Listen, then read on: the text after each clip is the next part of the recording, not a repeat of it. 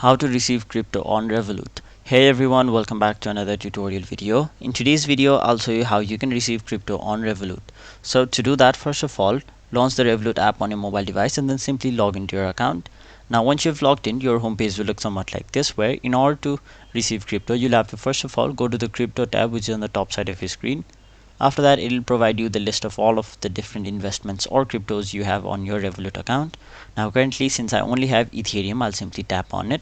Now in order to receive crypto, there is only one way, and that is if someone else sends you crypto from their Revolut account. So in this video, I'll show you how you can do that. Now in order to send someone crypto, what they'll have to do is basically tap on the send option, and then where you see is add a crypto recipient, simply tap, or they can also tap on the friends option and then add you as their payee or their recipient. And once they have done that, simply ask them to tap on your name and then type in the amount of crypto you'd like to receive or they'd like to send. And once they have done that, you will have successfully received crypto on your Revolut account.